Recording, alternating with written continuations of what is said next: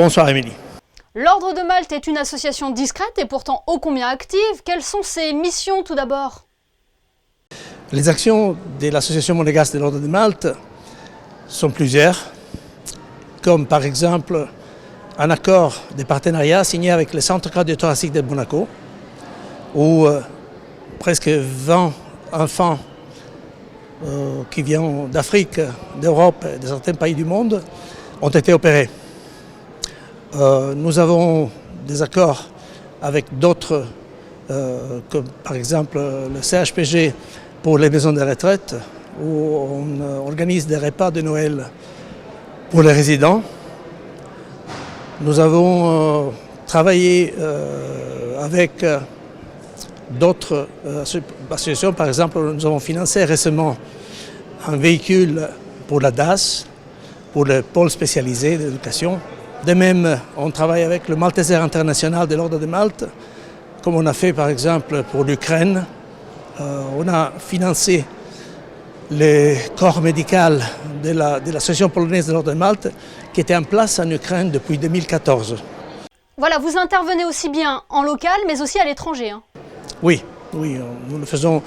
On a fait avec l'association libanaise par exemple. Nous avons financé récemment les opérations de 4 enfants.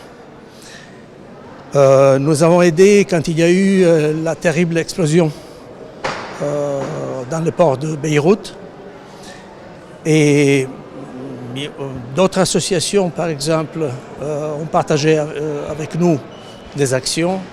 Avec la MAPEI, par exemple, on se déplace pour le pèlerinage à Lourdes et on vient de rentrer.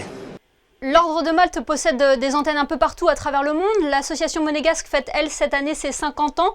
Qu'est-ce que cela représente pour vous en tant que président? Ce jubilé pour nous est un moment important de remercier tous ceux qui ont travaillé avec nous, bien sûr les membres de l'association qui sont toujours présents, les bénévoles avec qui on travaille, comme par exemple pour la quête de lépreux à Monaco. Nous avons vraiment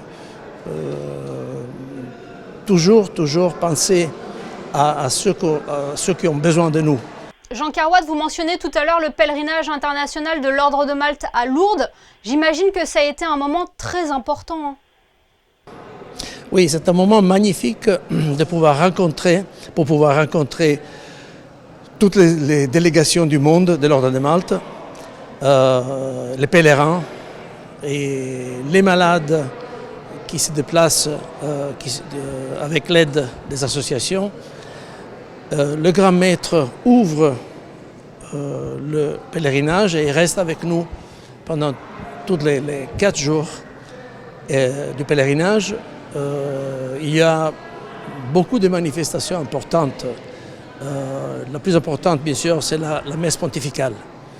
Eh bien, merci beaucoup, Jean Carwatt, d'avoir été notre invité ce soir. On rappelle que vous êtes le président de l'Ordre de Malte Monaco, association qui fête ses 50 ans cette année. Merci beaucoup. Merci beaucoup à vous.